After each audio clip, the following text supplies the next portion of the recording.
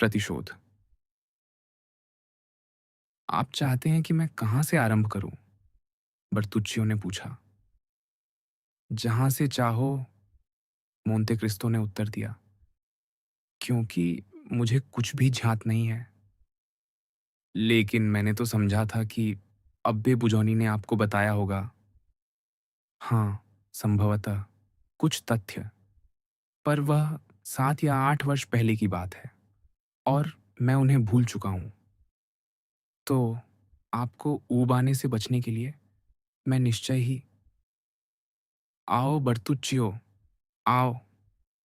तुम आज संध्या का मेरा समाचार पत्र होंगे। यह सब सन 1815 से जुड़ा है। आह, मोंते क्रिस्तो ने कहा। बहुत पुरानी बात है। 1815। निस्संदेह, किंतु उसका सबसे छोटा विवरण भी मेरी स्मृति में उतना ही स्पष्ट है, मानो वह कल ही घटित हुआ हो। मेरा एक भाई था, मुझसे बड़ा, जो सम्राट की सेवा में था। वह कोर्सिका के सैनिकों से बनी एक रेजिमेंट में लेफ्टिनेंट के पद तक पहुंचा था। मेरा भाई ही मेरा एकमात्र मित्र था। जब मैं 5 वर्ष का था और वह 18 का, तब हम अनाथ हो गए थे और उसने मुझे ऐसे पाला जैसे मैं उसका पुत्र हूं। 1814 में बोर्बों के शासन में उसने विवाह किया। फिर सम्राट एल्बा से लौट आए। मेरा भाई तुरंत सेना में लौट गया और वाटरलू में हल्की सी चोट लगने के बाद सेना के साथ लोire नदी के पार पीछे हट गया। तुम मुझे 100 दिनों का पूरा इतिहास सुना रहे हो, काउंट ने कहा। यदि मैं भूल नहीं रहा हूं तो वह सब समाप्त हो चुका है। क्षमा कीजिए, पर यह प्रारंभिक विवरण आवश्यक है। आपने धैर्य रखने का वचन दिया था। ठीक है, मैंने वचन दिया था। एक दिन हमें एक पत्र मिला।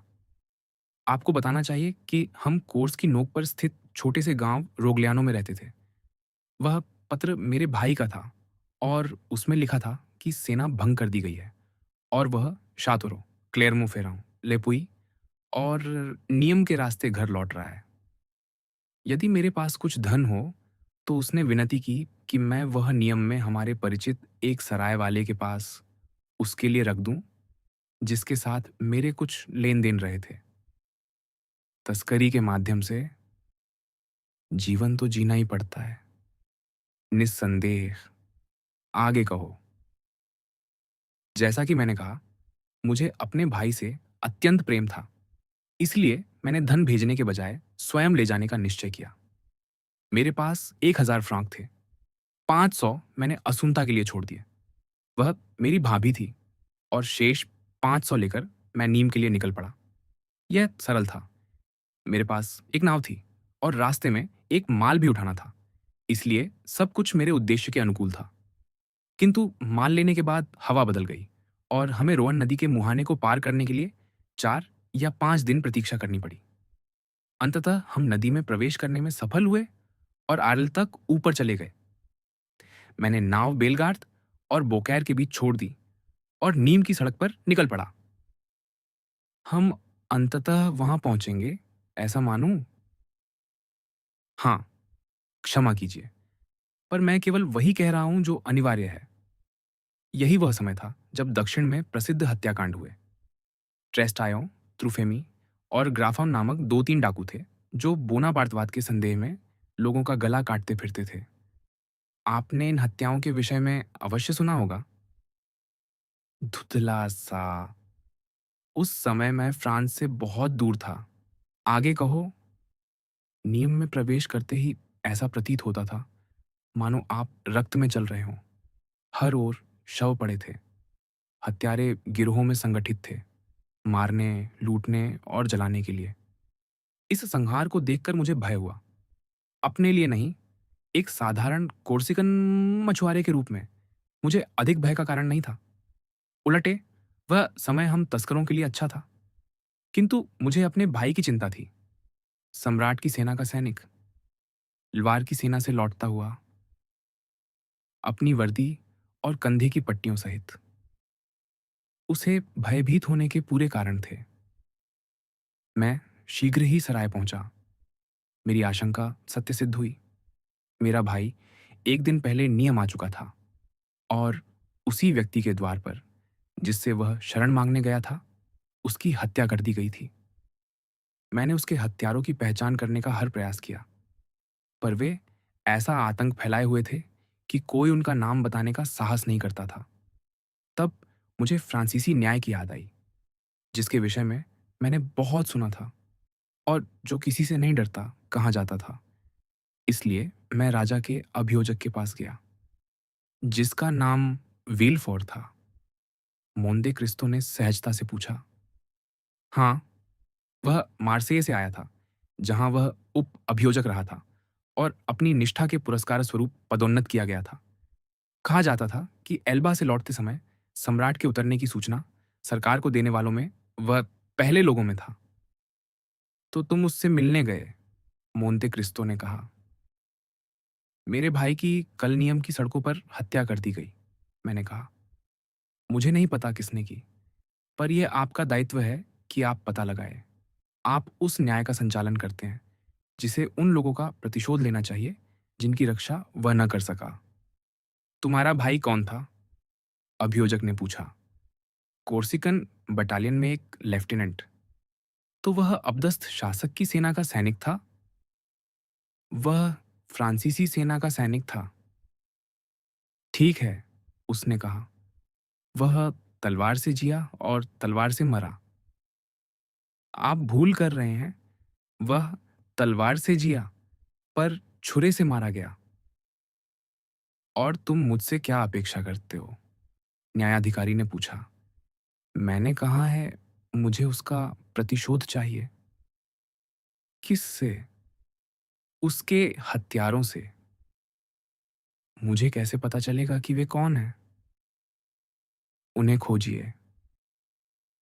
किस उद्देश्य से? तुम्हारा भाई किसी से उलझा होगा और झगड़े में मारा गया होगा। वे पुराने सैनिक प्रायः उग्र होते हैं। साम्राज्य के दिनों में यह उनके लिए चलता था, पर अब ऐसा उपयुक्त नहीं है। हमारे दक्षिणी लोग सैनिकों को पसंद नहीं करते और न ही अनुशासनहीन आचरण को। मैं यह अपने लिए नहीं मांग रहा, मैंने कहा। यदि बात केवल मेरी होती तो मैं रो लेता या प्रतिशोध ले लेता, और कुछ नहीं। पर मेरे बेचारे भाई की एक पत्नी थी। यदि मेरे साथ कुछ हो जाता तो वह स्त्री भूख से मर जाती, क्योंकि वही तो मेरे भाई की कमाई पर निर्भर थी। उसे सरकार से एक छोटी सी पेंशन मिल जाने दीजिए। हर क्रांति में आपदाएं होती हैं, वीलफोर ने उत्तर दिया। तुम्हारा भाई भी इसी का शिकार हुआ। यह दुर्भाग्यपूर्ण है, पर इसका अर्थ यह नहीं कि सरकार तुम्हारे परिवार की कोई देनदार है। यदि हम उन प्रतिशोधों के सभी मामलों पर मुकदमा चलाए जो अपदस्थ शासक के समर्थकों ने राजा के समर्थकों पर किए थे जब वे सत्ता में थे, तो संभव है कि तुम्हारा भाई स्वयं मृत्युदंड का पात्र ठहराया जाए। जो हुआ वह पूर्णतः स्वाभाविक था। यह प्रतिकार का नियम है। क्या? मैं चिल्ला उठा। मैं विश्वास नहीं कर सकता कि आप, एक न्यायाधिकारी, ऐसा कह रहे हैं। ईश्वर की कसम, ये सारे कोर्सिकन पागल हैं, विलफोर ने कहा, और अब भी सोचते हैं कि उनका हमवतन सम्राट है। तुम देर से आए हो, मित्र। तुम्हें यह बात 2 महीने पहले मेरे पास लानी चाहिए थी। अब बहुत देर हो चुकी है, इसलिए चले जाओ।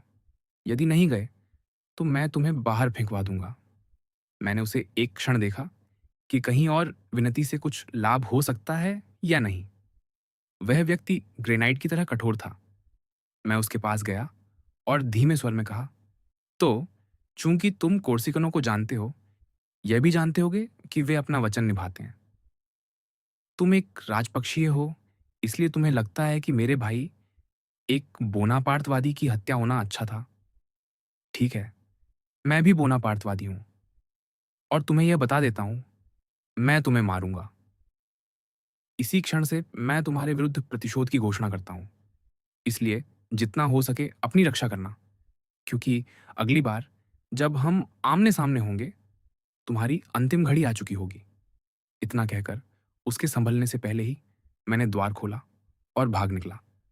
अरे, ये तो कमाल है, मोंते क्रिस्तो ने कहा। तुम, बर्तुच्चियो, उस ईमानदार चेहरे के साथ, तुम ऐसा करोगे? और वह भी राज अभियोजक से। लज्जा हो तुम्हें। आशा है उसने कम से कम प्रतिशोध शब्द का अर्थ तो समझ लिया होगा।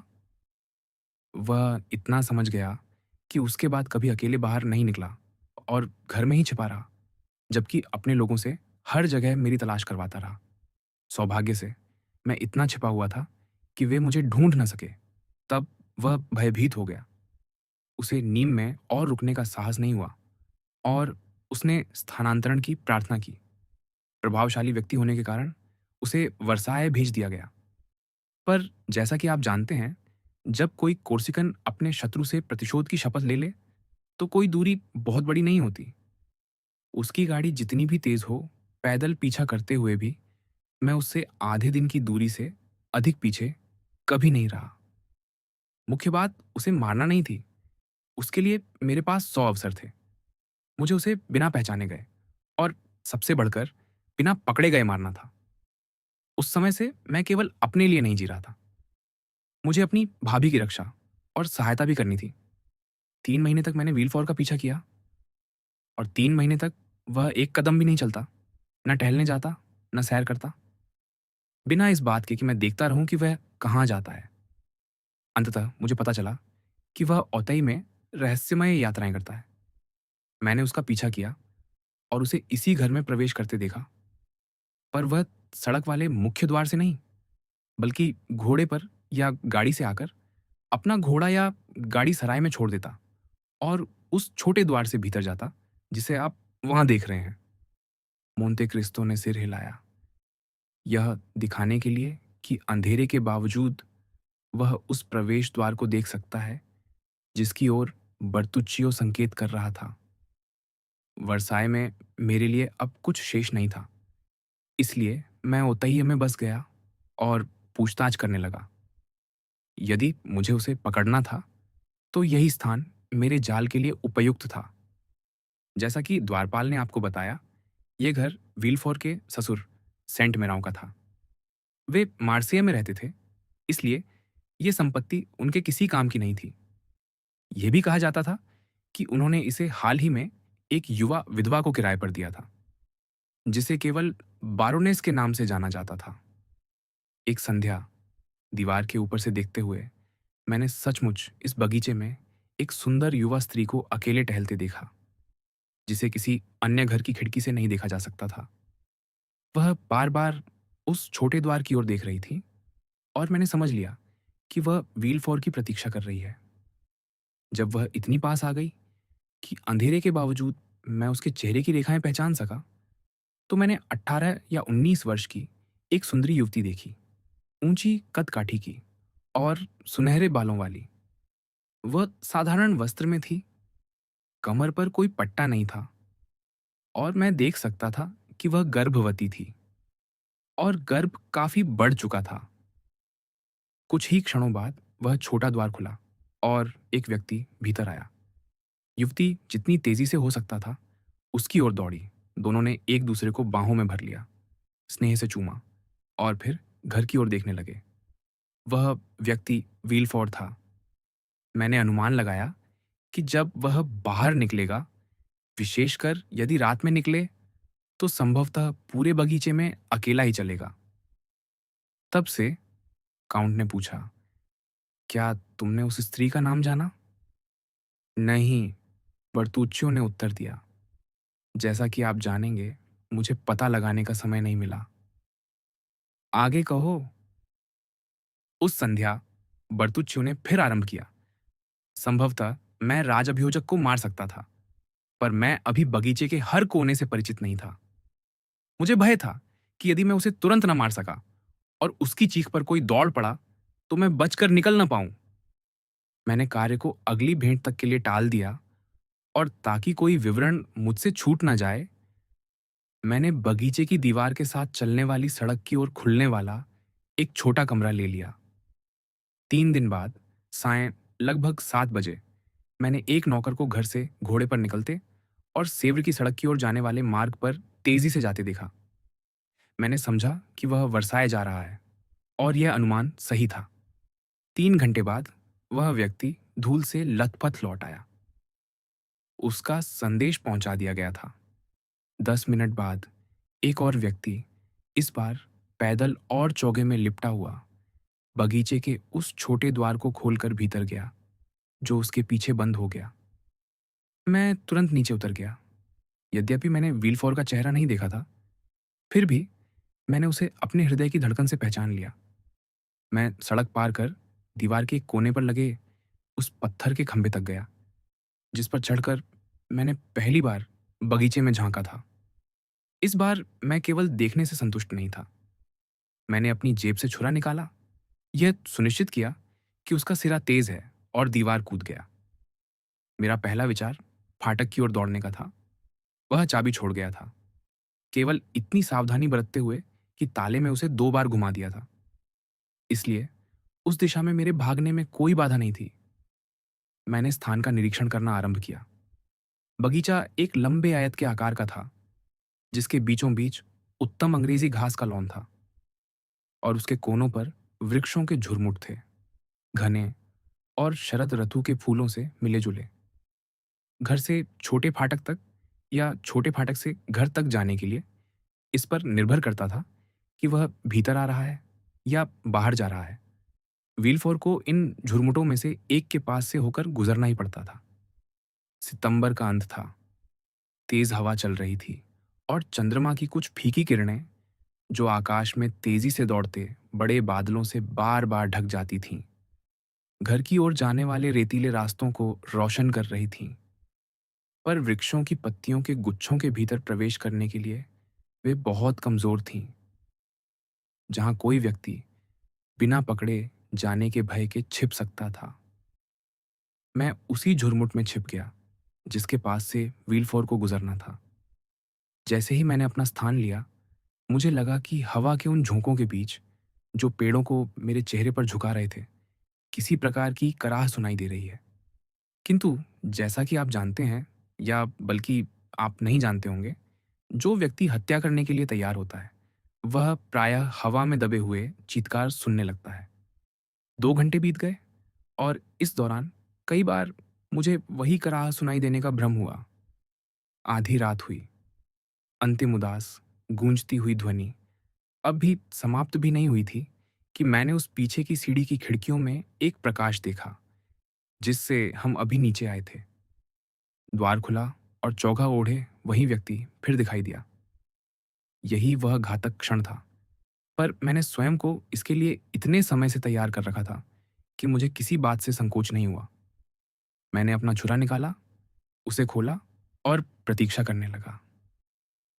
चौगे वाला व्यक्ति सीधे मेरी ओर आया, पर खुले मैदान से होकर आते समय मुझे लगा कि उसके दाहिने हाथ में कोई हथियार है। मुझे संघर्ष का नहीं, असफलता का भय था। जब वह मुझसे कुछ ही गज की दूरी पर था, तब मुझे समझ आया कि जिसे मैं हथियार समझ रहा था, वह केवल एक फावड़ा था। मैं अभी यह अनुमान भी नहीं लगा पाया था कि विल्फोर फावड़ा क्यों लिए हुए है। तभी वह झुरमुट के किनारे रुका और जमीन खोदने लगा। तभी मैंने देखा कि उसके चोगे में कुछ लिपटा हुआ था, जिसे उसने अपने हाथ मुक्त रखने के लिए लॉन पर रख दिया था। यह स्वीकार करना होगा कि उस क्षण मेरी घृणा में कुछ जिज्ञासा भी मिल गई थी। मैं देखना चाहता था कि विल्फोर वहां क्या कर रहा है, इसलिए मैं निश्चल रहा, सांस रोके प्रतीक्षा करता रहा।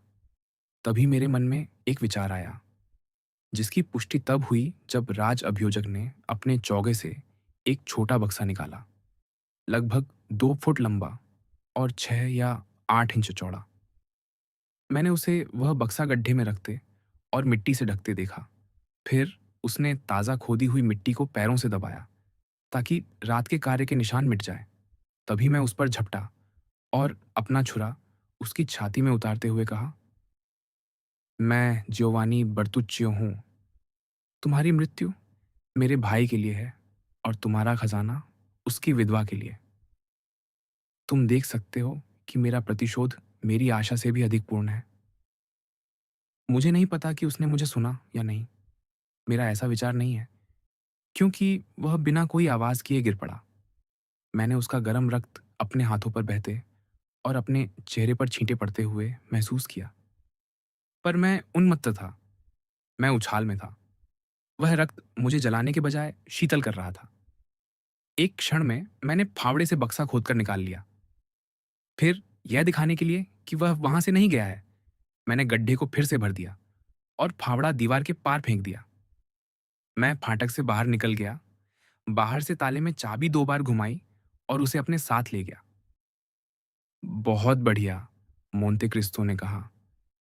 लगता है तुमने एक छोटा सा हत्या का काम किया और उसके साथ डकैती भी। नहीं, बर्तुच्चियो ने उत्तर दिया। वह प्रतिशोध था और उसके साथ क्षतिपूर्ति। कम से कम राशि तो ठीक ठाक रही होगी। वहां कोई धन नहीं था। हाँ, मुझे स्मरण है, तुमने किसी बच्चे की बात कही थी। ठीक कहा। मैं शीघ्र ही नदी की ओर गया, तट पर बैठा और यह जानने को उत्सुक होकर कि बक्से में क्या है, मैंने अपने छुरे से ताला तोड़ दिया। एक नवजात शिशु एक महीन मलमल के शिशु वस्त्र में लिपटा हुआ था।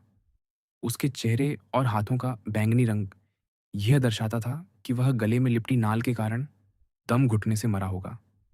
किंतु चूंकि उसका शरीर अभी ठंडा नहीं हुआ था, इसलिए मेरे पैरों के पास बहती धारा में उसे फेंकने में मुझे संकोच हुआ। तभी एक क्षण बाद मुझे हृदय के पास हल्की सी फड़फड़ाहट का अनुभव हुआ। मैंने नाल खोल दी और चूंकि मैं पहले बांसतिया के एक अस्पताल में सेवक रह चुका था, मैंने वही किया जो ऐसी स्थिति में कोई चिकित्सक करता। अर्थात मैंने पूरी शक्ति से उसके फेफड़ों में हवा भरी और लगभग 15 मिनट के कठिन प्रयास के बाद मैंने उसे सांस लेते और रोते हुए सुना। मैं भी रो पड़ा, पर आनंद से। मुझे लगा कि ईश्वर ने मुझे शापित नहीं किया है, क्योंकि उसने मुझे एक मनुष्य का जीवन लौटाने दिया, उस जीवन के बदले जो मैंने दूसरे से छीना था। तो इस बच्चे का तुमने क्या किया? मोंते क्रिस्तो ने पूछा। जो व्यक्ति भागने पर मजबूर हो, उसके लिए यह तो बड़ा बोझ रहा होगा। इसी कारण मैंने उसे अपने पास रखने के विषय में कभी एक बार भी विचार नहीं किया। पर मुझे झांत था कि पेरिस में एक अनाथालय है, जहां ऐसे अभागे प्राणियों को आश्रय दिया जाता है। नगर द्वार पर पहुंचकर मैंने यह कहा कि मुझे यह बच्चा सड़क पर मिला है और दिशा पूछी। मेरे पास वह बक्सा था जो मेरी बात का प्रमाण बनता था, और महीन मलमल से यह स्पष्ट था कि बच्चा धनी माता पिता का था।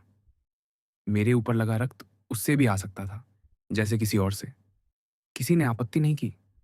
मुझे अनाथालय का मार्ग दिखाया गया, जो रियू दांव फेयर के अंतिम छोर पर था, और यह सावधानी बरतने के बाद कि चादर को आधा काट दिया जाए, ताकि खड़े हुए 2 अक्षरों में से एक वाला टुकड़ा अभी भी बच्चे के साथ लिपटा रहे।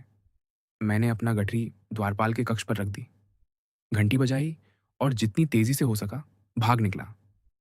15 दिन बाद मैं रोग्लियानो लौट आया और मैंने अत्सुकता से कहा, बहन, अपने आंसू पोंछ लो।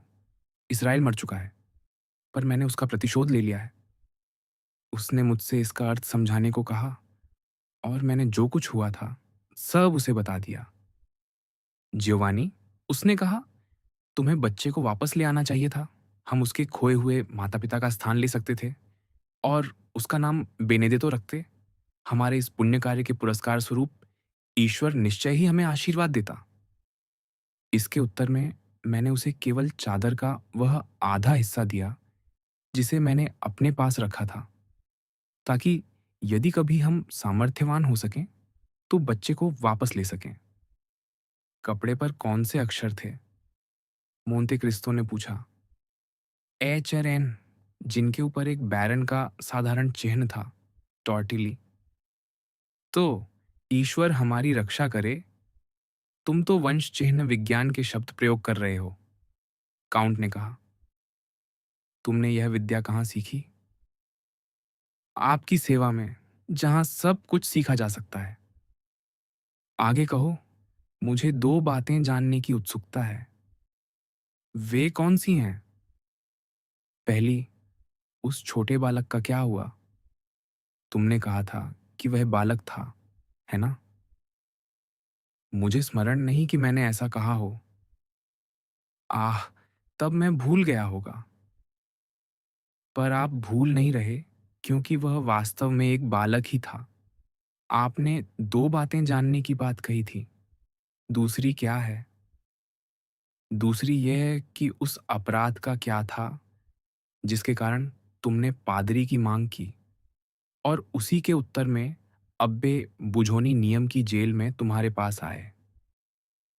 या कथा काफ़ी लंबी हो सकती है। क्या अंतर पड़ता है? अभी मुश्किल से 10 बजे हैं। तुम जानते हो कि मुझे अनिद्रा है और मानता हूँ कि तुम्हें भी नींद की अधिक इच्छा नहीं होगी। बर्तुच्चियो ने सिर झुकाया और अपनी कथा आगे बढ़ाई। आंशिक रूप से उन स्मृतियों को दूर करने के लिए जो मुझे सताती थीं, और आंशिक रूप से उस निर्धन विधवा का भरण पोषण करने के लिए मैं उत्साह से फिर उसी तस्करी के पेशे में लौट आया, जिसे क्रांति के बाद नियमों में डील से और भी सरल बना दिया गया था। विशेषतः फ्रांस के दक्षिणी तट बहुत कम सुरक्षित थे, क्योंकि वहां निरंतर दंगे होते रहते थे, कभी अविन्यों में, कभी नियम में, कभी उजेस में। सरकार द्वारा हमें दी गई एक प्रकार की अस्थायी छूट का लाभ उठाकर हमने पूरे तट पर संबंध स्थापित कर लिए। नियम की सड़कों पर मेरे भाई की हत्या के बाद से मैं वहां लौटने से बचता रहा। परिणाम यह हुआ कि वह सरायवाला, जिसके साथ हमारा लेन देन रहा था, ये देखकर कि हम अब उसके पास नहीं आते, स्वयं हमारे पास आ गया और बेलगार्ड से बोकेर जाने वाली सड़क पर पोंत यू गार्ड के चिन्ह के नीचे अपनी सराय की एक शाखा स्थापित कर ली। एगमोट, मार्तिक और बूक के पास भी हमारे पास एक दर्जन गोदाम थे, जहां हम अपना माल रख सकते थे और आवश्यकता पड़ने पर सीमा शुल्क अधिकारियों और सिपाहियों से छिप सकते थे। तस्करी एक ऐसा व्यवसाय है जो समझदारी और कुछ उत्साह के साथ किया जाए तो अच्छा लाभ देता है। जहां तक मेरा प्रश्न है, मैं पहाड़ों में रहता था, क्योंकि अब मेरे पास सिपाहियों और सीमा शुल्क अधिकारियों से डरने के दोहरे कारण थे। यह सोचकर कि किसी न्यायाधीश के सामने मेरी पेशी जांच का कारण बन सकती है, और हर जांच अतीत की ओर एक यात्रा होती है, और मेरे अतीत में वे तस्करी के सिगारों या बिना कागज के भेजे गए ब्रांडी के कुछ पीपों से अधिक गंभीर बात भी पा सकते थे। इसीलिए गिरफ्तारी की अपेक्षा हजार बार मृत्यु को वरीय मानते हुए मैंने ऐसे आश्चर्यजनक कार्य किए, जिन्होंने एक से अधिक बार मुझे यह सिद्ध किया कि अपने शरीर के कल्याण के प्रति हमारी अत्यधिक चिंता ही प्रायः किसी भी योजना की सफलता में लगभग एकमात्र बाधा होती है, जब वे त्वरित निर्णय और दृढ़ प्रबल क्रियान्वयन की मांग करती हैं। वास्तव में एक बार जब तुम अपने जीवन का बलिदान करने का निश्चय कर लेते हो, तो तुम अन्य मनुष्यों के समान नहीं रहते, या कहें कि वे तुम्हारे समान नहीं रहते, क्योंकि जिसने ऐसा संकल्प ले लिया हो, वह तुरंत अपनी शक्ति को 10 गुना बढ़ा हुआ और अपने दृष्टिकोण को अत्यंत विस्तृत अनुभव करता है। दर्शन भी, काउंट ने टोका। क्या तुमने अपने जीवन में हर काम थोड़ा थोड़ा कर डाला है? क्षमा कीजिए। नहीं, नहीं, बस इतना है कि रात के 10:30 बजे दर्शन के लिए कुछ देर हो जाती है। पर मुझे कोई और आपत्ति नहीं, विशेषकर इसलिए कि मैं तुम्हारे विचारों से सहमत हूं, जो हर दर्शन के विषय में नहीं कहा जा सकता। मेरी यात्राएं दिन प्रतिदिन अधिक लंबी और अधिक लाभदायक होती गईं। असुंता एक कुशल गृहिणी थी और हमारी छोटी सी संपत्ति बढ़ती गई। एक दिन जब मैं काम के लिए निकल रहा था, उसने कहा, जाओ और लौटकर तुम्हें एक आश्चर्य मिलेगा। उससे प्रश्न करने से कुछ लाभ नहीं था। उसने कुछ बताने से इनकार कर दिया, इसलिए मैं चला गया। यात्रा लगभग 6 सप्ताह चली। हम तेल लेने के लिए लुक्का गए और अंग्रेजी सूती कपड़ा लादने के लिए लेघोर्न पहुंचे। हमने सब कुछ बिना किसी अप्रिय घटना के उतार दिया, अपना लाभ लिया और अत्यंत संतुष्ट होकर घर लौट आए। जब मैं घर में प्रविष्ट हुआ, तो असुंता के कक्ष में, उस स्थान पर जहां उसका सबसे कम अभाव खलता, मेरी दृष्टि सबसे पहले 7 या 8 महीने के एक बच्चे पर पड़ी, जो उसके आसपास के साज सामान की तुलना में कहीं अधिक भव्य पालने में लेटा था। मैं आनंद से चिल्ला उठा, राज अभियोजक की हत्या के बाद से जो थोड़े से दुहक के क्षण मैंने अनुभव किए थे, वे केवल बच्चे को छोड़ आने के कारण थे। ये कहने की आवश्यकता नहीं कि स्वयं हत्या के लिए मुझे कोई पश्चाताप नहीं था। बेचारी असुंता ने सब कुछ समझ लिया था।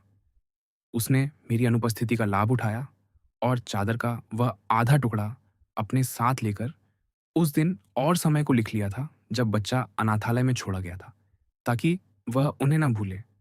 फिर वह पेरिस चली गई और स्वयं उसे वापस लेने गई। उसके मार्ग में कोई बाधा नहीं आई और बच्चा उसे सौंप दिया गया। ओह! काउंट, मुझे स्वीकार करना होगा कि जब मैंने उस अभागे छोटे प्राणी को उसके पालने में देखा, तो मेरा हृदय भर आया और मेरी आंखों से आंसू बह निकले।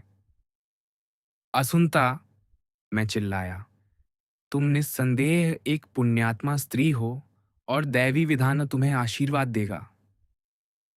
यह, काउंट ने कहा, तुम्हारे दर्शन से कम सत्य है, पर अंततः यह केवल आस्था ही तो है। हाय, आप कितने सही हैं, बर्तुच्चियो ने आगे कहा। ईश्वर ने स्वयं उसी बच्चे को मुझे दंड देने के लिए नियुक्त किया था। इससे अधिक विकृत स्वभाव किसी में इतनी शीघ्रता से कभी प्रकट नहीं हुआ। फिर भी कोई यह नहीं कह सकता कि उसका पालन पोषण बुरा था, क्योंकि मेरी भाभी उसे किसी राजकुमार के पुत्र की भांति रखती थी। वह एक सुंदर बालक था, हल्की नीली आंखों वाला, ठीक वैसी नीली जैसे चीनी चीनी मिट्टी के बर्तन की, जो दूधिया श्वेत पृष्ठभूमि के साथ इतनी सुंदर लगती है। पर उसके स्ट्रॉबेरी जैसे सुनहरे लाल बाल, जो असामान्य रूप से चमकीले थे, उसके चेहरे को एक विचित्र रूप देते थे और उसकी चंचल दृष्टि और शरारती मुस्कान को और उभार देते थे। दुर्भाग्य से एक कहावत है कि लाल बालों वाले या तो पूर्णतः अच्छे होते हैं या पूर्णतः बुरे। बेनेदेतो के विषय में यह सत्य सिद्ध हुई। वह बचपन से ही पूर्णतः बुरा था। सच है कि उसकी माँ के कोमल स्वभाव ने भी उसकी प्राकृतिक प्रवृत्ति को बढ़ावा दिया।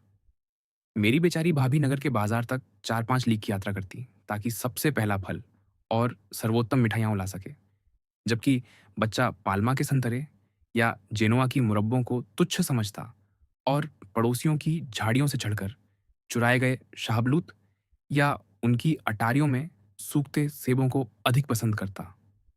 जबकि हमारे अपने बाग में उसके लिए शाहबलूत और सेबों की कोई कमी नहीं थी।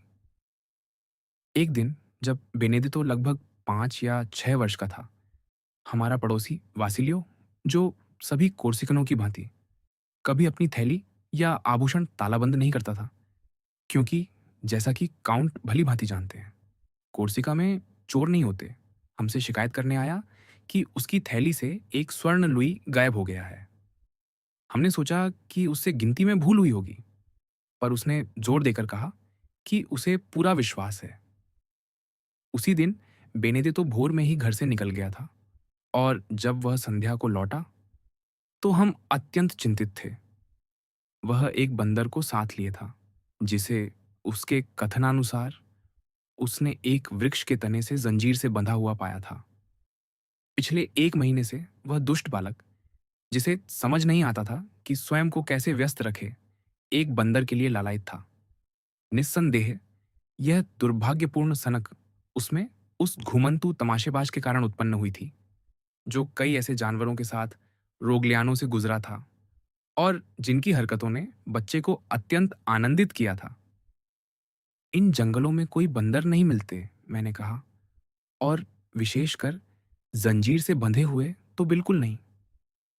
मुझे सच-सच बताओ कि तुम उसे कैसे लाए? बेनेडिक्टो अपनी झूठ पर अड़ा रहा और उसे ऐसे विवरणों से पुष्ट करता गया जो उसके सत्य प्रेम से अधिक उसकी कल्पना शक्ति का प्रमाण थे। मैं क्रोधित हो उठा और वह हंसने लगा। मैंने उसे धमकाया और वह पीछे हट गया। तुम मुझे मार नहीं सकते, उसने कहा। तुम्हें अधिकार नहीं है। तुम मेरे पिता नहीं हो। हम ये नहीं जान पाए कि किसने उसे यह रहस्य बताया था।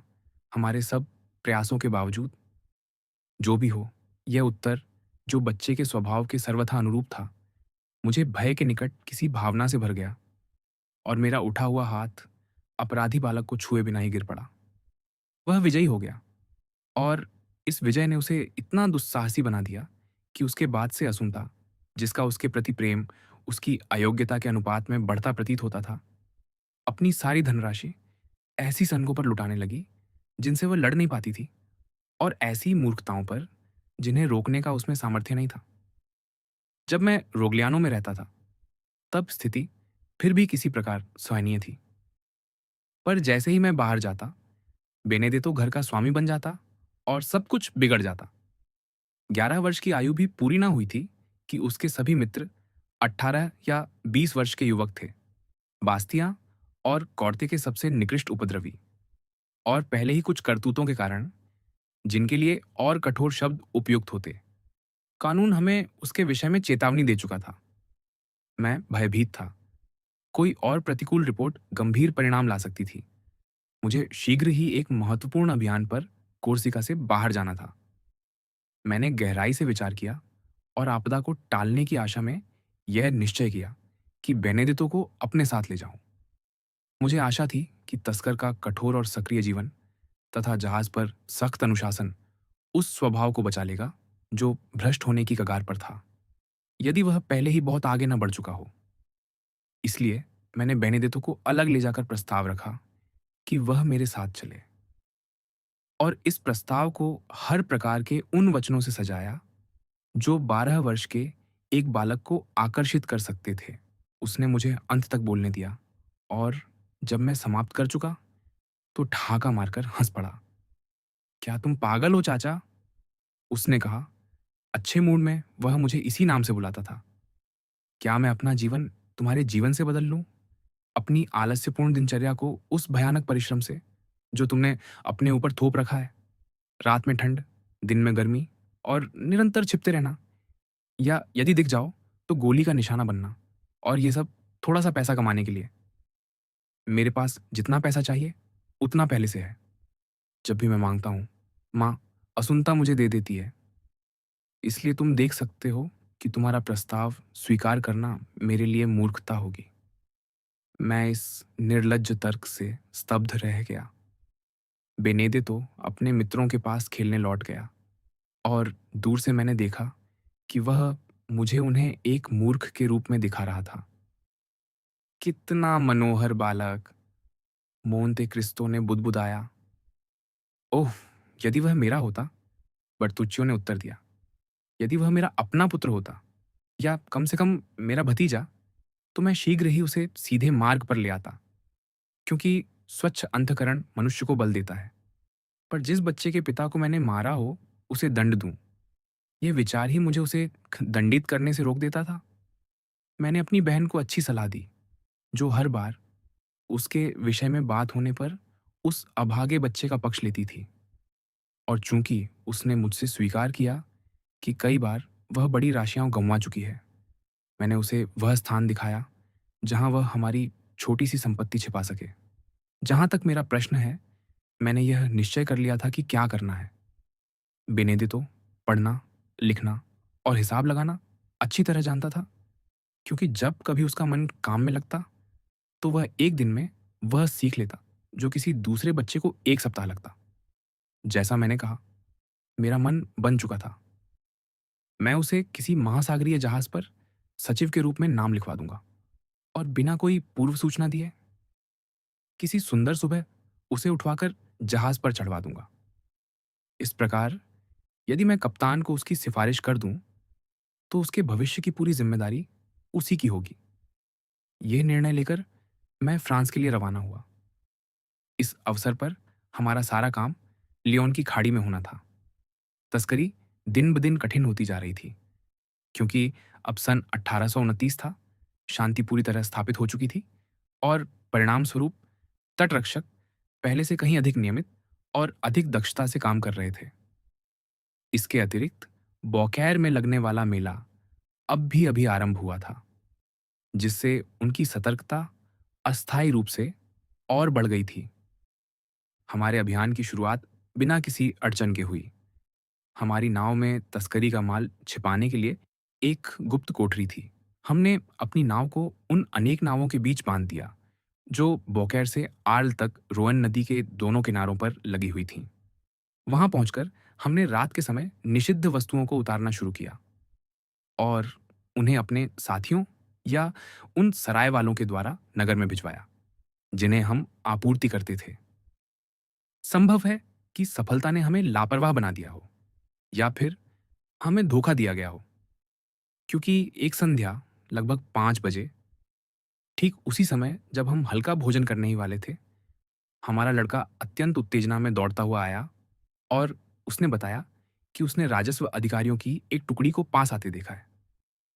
हमें गश्त से उतनी चिंता नहीं हुई, क्योंकि सीमा शुल्क के पूरे दल अक्सर रोवन के किनारों की तलाशी लेते थे, विशेषकर उस समय, जितनी इस बात से हुई कि लड़के ने बताया कि वे दिखाई न देने के लिए विशेष सावधानियां बरत रहे थे। हम तुरंत उछल पड़े, पर अब बहुत देर हो चुकी थी। हमारी नाव, जो स्पष्ट रूप से उनकी जांच का लक्ष्य थी, गिर चुकी थी। सीमा शुल्क अधिकारियों में मैंने कुछ सिपाहियों को भी देखा।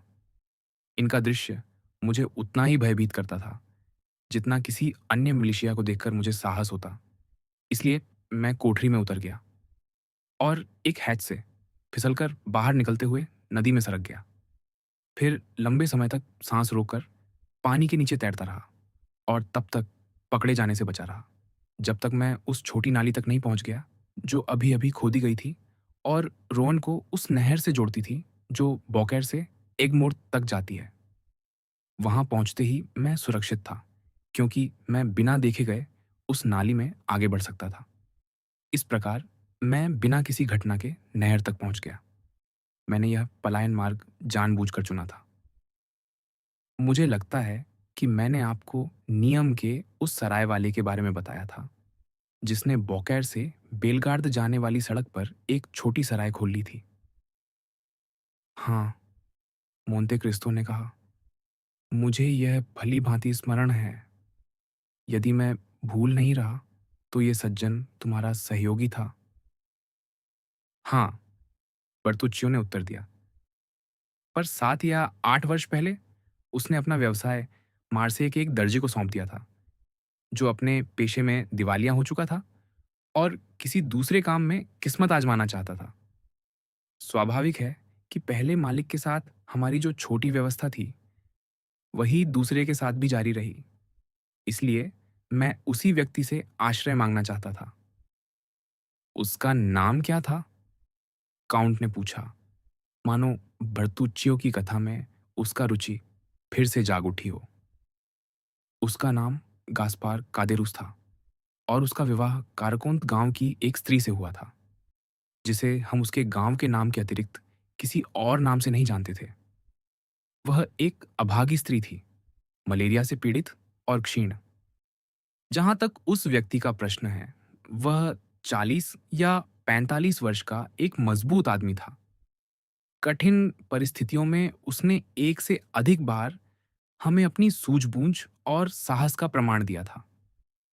और तुम कह रहे थे कि यह सब किस वर्ष घटित हुआ? 1829।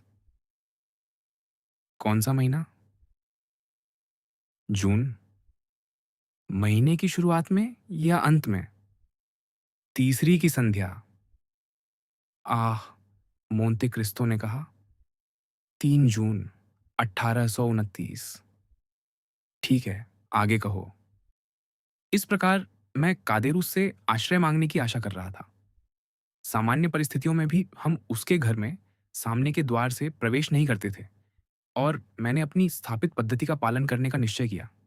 इसलिए मैं बगीचे की बाट फांदकर भीतर गया, ठिगने जैतून के पेड़ों और जंगली अंजीरों के बीच से रेंगता हुआ आगे बढ़ा और इस आशंका से कि कादेरूस की सराय में कोई यात्री ठहरा हो सकता है, मैं उस तरह की एक कोठरी तक पहुंचा जिसमें मैंने एक से अधिक बार रात ऐसे आराम से बिताई थी जैसे सबसे अच्छे बिस्तर में।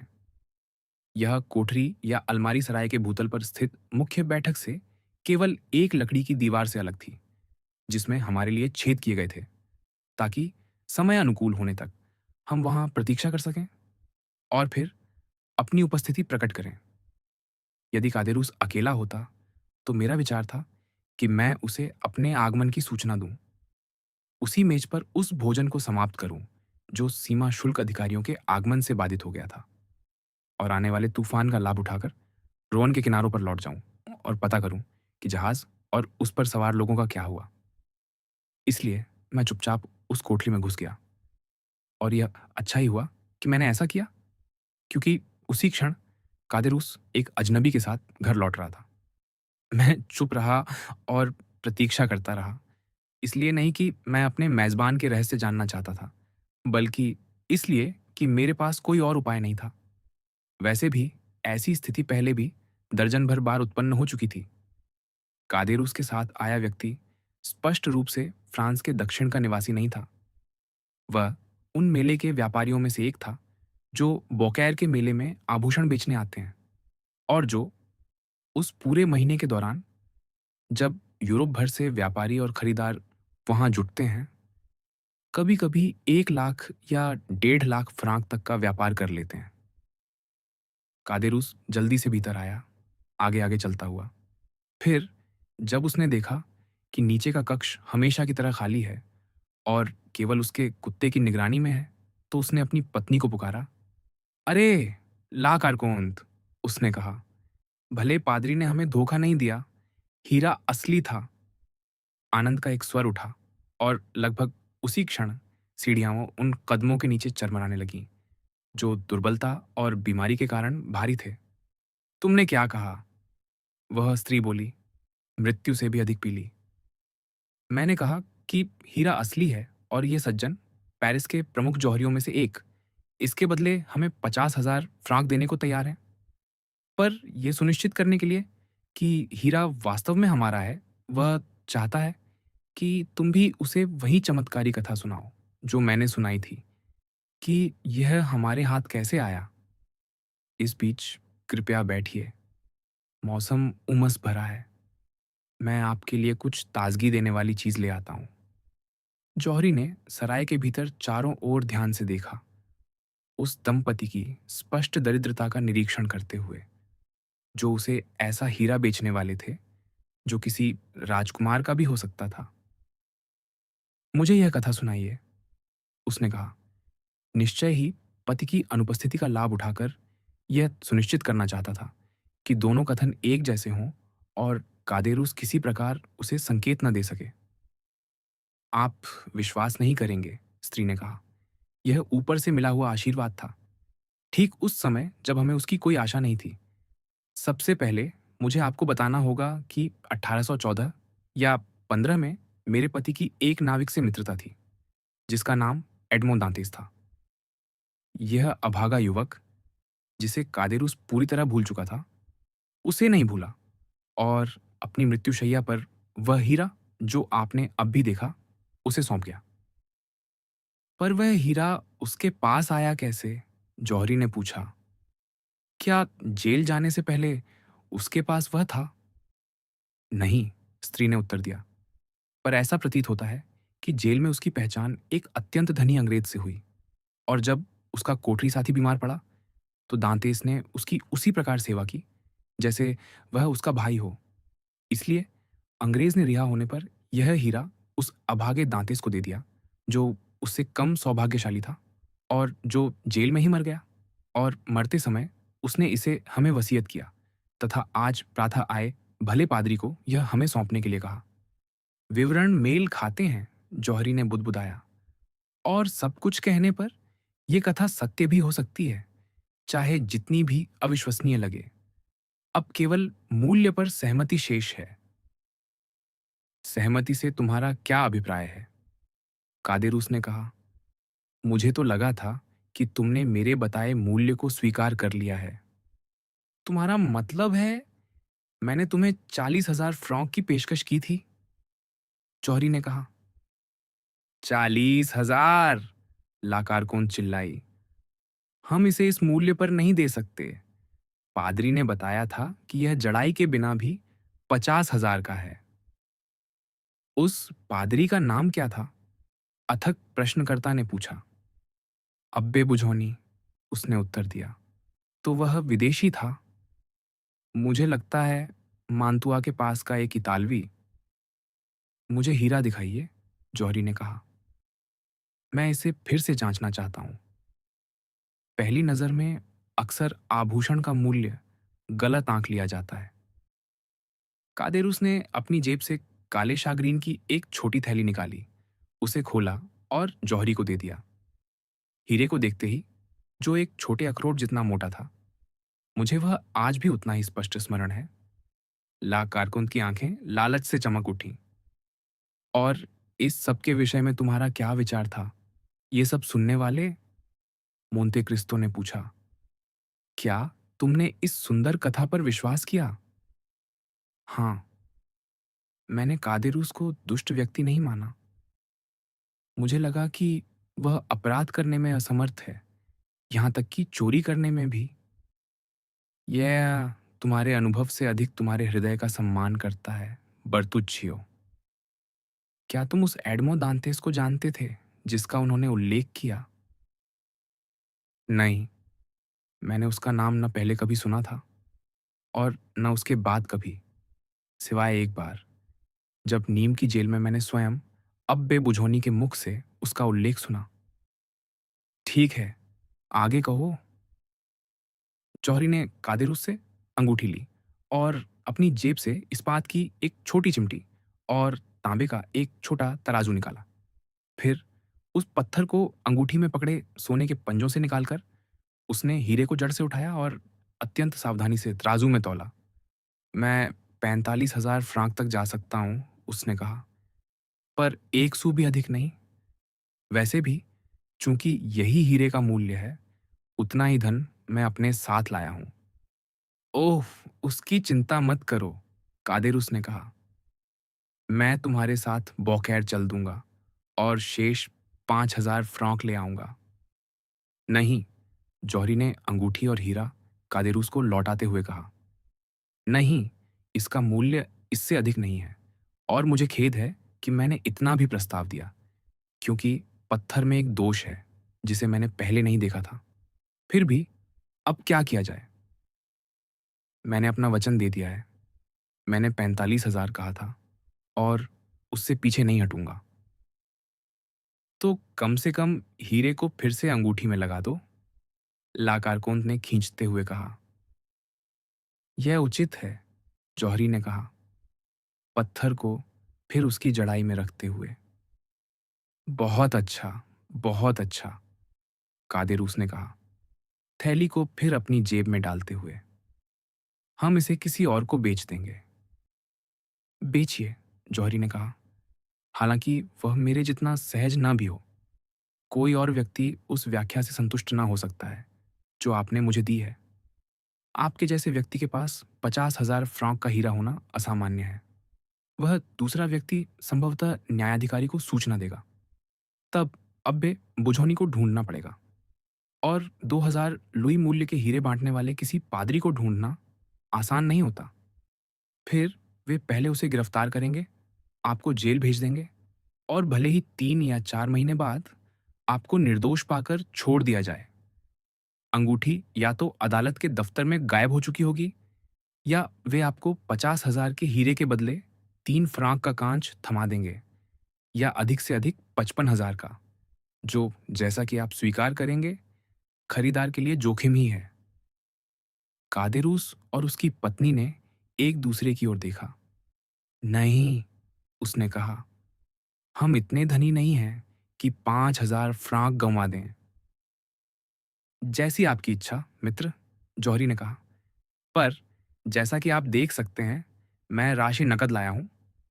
और उसने एक जेब से सोने की मुट्ठी भर निकाली और सराय वाले की चकाचौंध आंखों के सामने चमकाती हुई दिखाई, और दूसरी जेब से नोटों का एक पुलिंदा।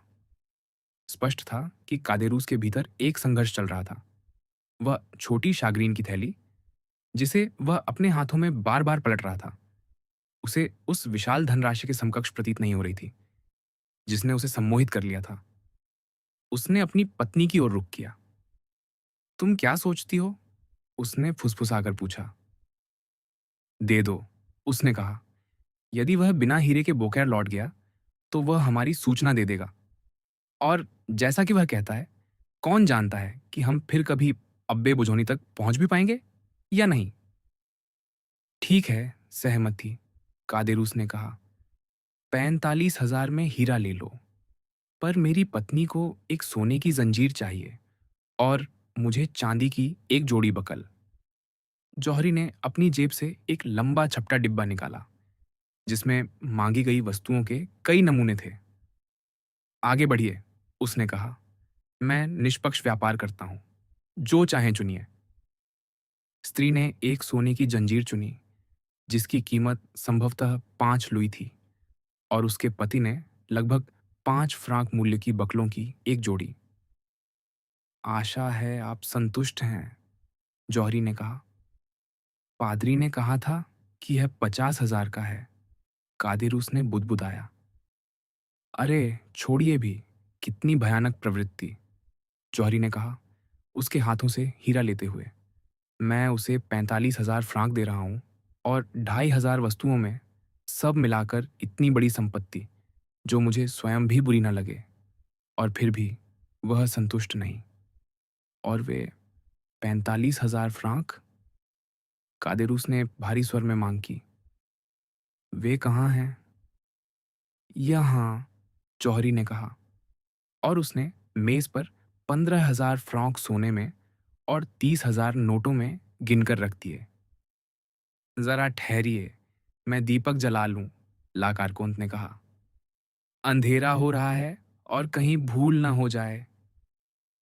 वास्तव में उनकी इस चर्चा के दौरान रात उतर आई थी, और उसके साथ वह तूफान भी, जिसकी धमकी पिछले आधे घंटे से दी जा रही थी। दूर से गड़गड़ाहट की मंद गूंज सुनाई दे रही थी, पर न जौहरी, न कादेरूस, न ही ला कारकोंत इससे विचलित प्रतीत होते थे। तीनों ही लोभ के दैत्य के वश में थे। यहां तक कि मुझे भी उस सारे सोने और उन सारे नोटों को देखकर एक विचित्र आकर्षण हुआ। मुझे लगा कि मैं स्वप्न देख रहा हूं, और जैसा स्वप्नों में होता है, मैं वहीं जड़ सा खड़ा रहा। कादेरूस ने सोने और नोटों को गिना, और फिर से गिना, फिर उन्हें अपनी पत्नी को दे दिया, जिसने भी अपनी बारी में उन्हें गिना, और फिर से गिना। इसी बीच जौहरी दीपक की किरणों में हीरे को घुमा रहा था, और हीरा ऐसी चमक बिखेर रहा था, जो खिड़की पर चमकने लगी तूफानी बिजली से भी अधिक तेज थी। सब पूरा है? जौहरी ने पूछा। हाँ, कादिरुस ने कहा। मुझे फोलियो दे दो, और एक थैली ढूंढो, कारकुंत। ला कारकुंत एक अलमारी तक गई और एक पुराना चमड़े का फोलियो लेकर लौटी, जिससे उन्होंने कुछ चिकने पत्र निकाले और उनकी जगह नोट रख दिए, और एक थैली जिसमें 6 लिव्र के 2-3 एक्यू थे, जो संभवतः उस अभागे दंपति की पूरी पूंजी का प्रतिनिधित्व करते थे। लो, कादेरूस ने कहा, भले ही तुमने हमें लगभग 10,000 फ्रांक कम दिए हों, क्या तुम हमारे साथ भोजन करना चाहोगे?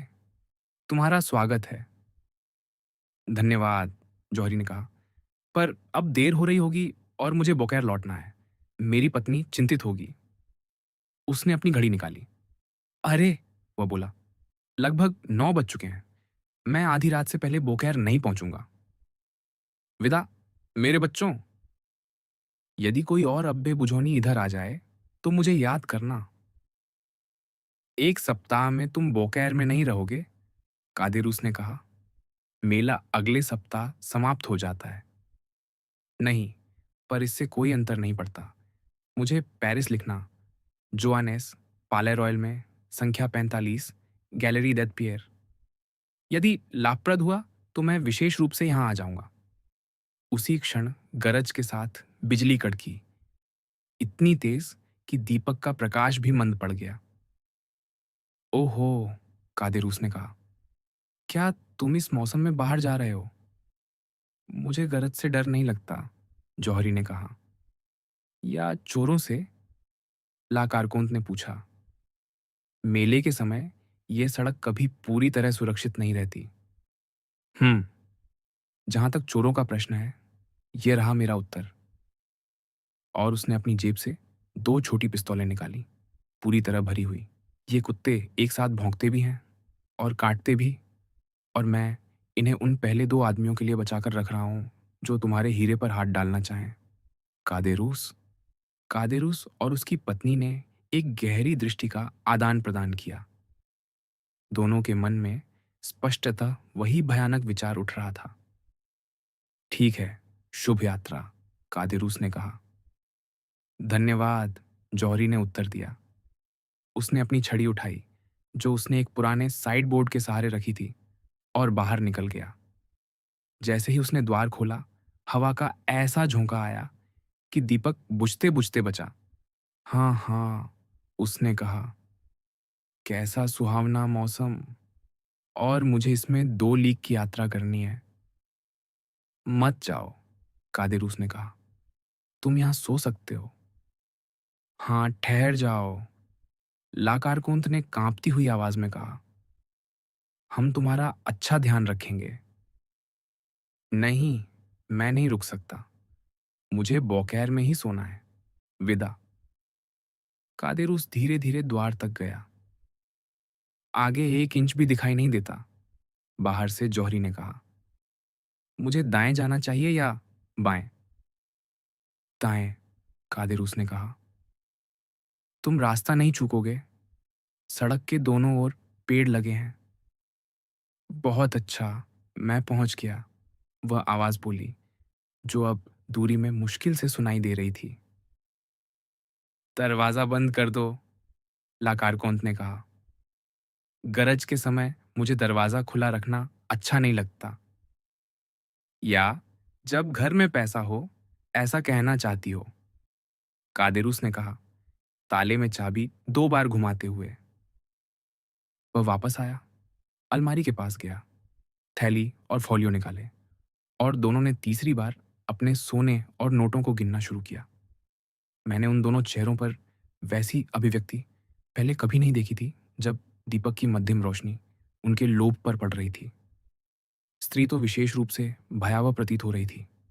उसके अंग ज्वरग्रस्त होकर कांप रहे थे, सामान्य से दुगुना।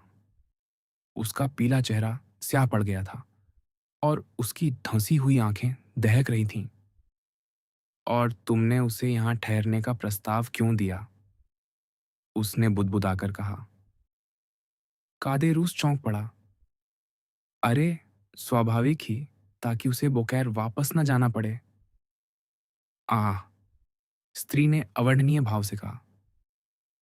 मुझे लगा, शायद किसी और कारण से। पत्नी, पत्नी, कादेरूस चिल्लाया।